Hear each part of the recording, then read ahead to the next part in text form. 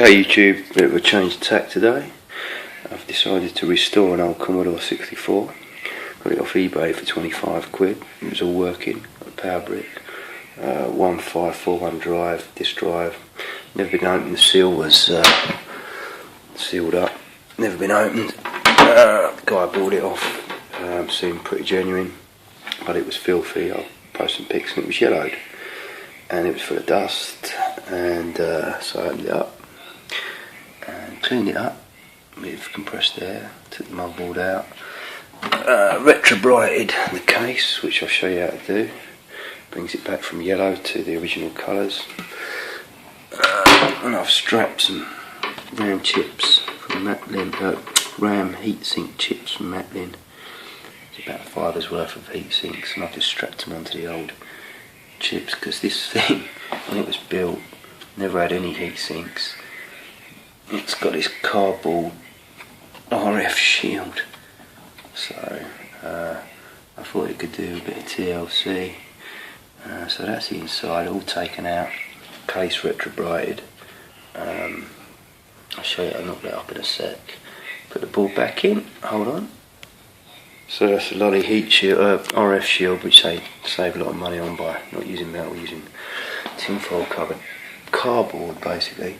Took the LED out, keyboard, taking all the keys off with a flathead screwdriver, cleaned it all up, taking all the dust and shit out of in between carefully, and I'll take you outside and show you how I brought them back to the original colour.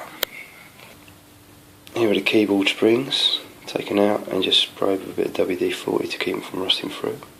Put them back, don't lose any. And here's what you need to bring it back to, you might not get it back 100% original colour, but it does work. This is basically hydrogen peroxide cream from a hairdresser off eBay, 12%, which I think is the strongest you can legally get, used for bleaching hair. Vanish stops the action.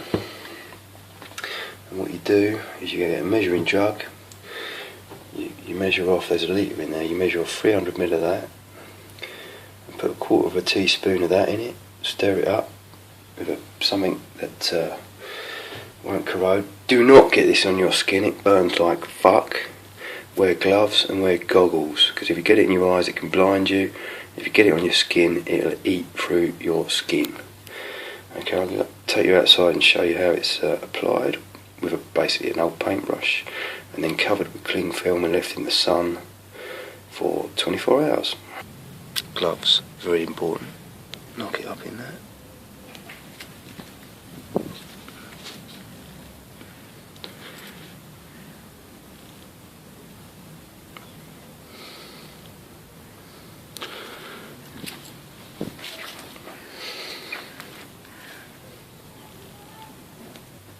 So I'll post a picture of the reassembled machine and working, and the drive, which is in the cupboard here at the moment.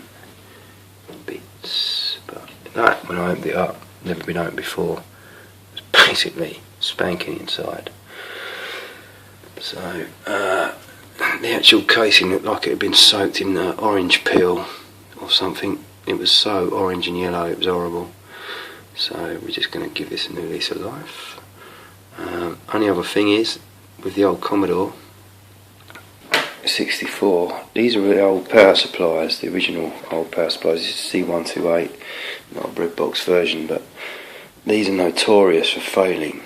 And when they heat up, I've cleaned it up as much as I can, you can't get inside it. It's a sealed unit, so I don't want to mess around with it. But basically it delivers 5 volts and 9 volt rails through a pin like this, and what happens with these is when the regulator inside it fails, it can either fail low or high, and if it fails high, it'll kick up to 8 to 12 volts into the machine and kill all the chips. There's a guy called Ray Carlson, he's got a website, and what he does, he supplies an inline adapter, basically a shut off on a 5 volt rail, which will prevent it, if that does fail, from overvolting the computer and killing the computer, because it will kill the computer if it does that. You can either get them inline, or if you're feeling brave you can solder them inside the machine. I've ordered one. It's about $25 from the US. Worth doing. So I'm going to put this back together and show you how it all works. Cheers.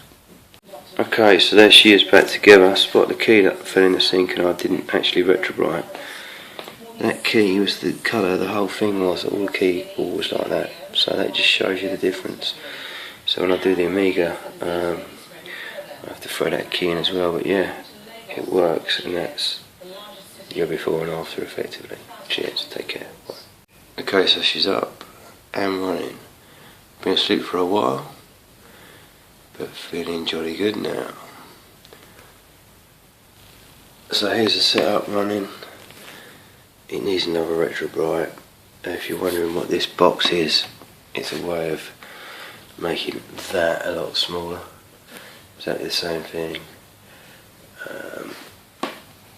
It plugs into the serial port, basically. That's 1985, that's 2014. So that's a way to tidy it up a bit. I'm going to keep that anyway because it's a bit retro. And plug out the old joystick. And then I'm going to go and dig out some games. But there's the old Commodore 64. Up and running. Cheers, bye. And here's the Amiga 1200 retrobrited. Pretty good. What you do, don't dry the keys with a hairdryer. This happens. And this happens. Not the end of the world, but be patient. Cheers, bye.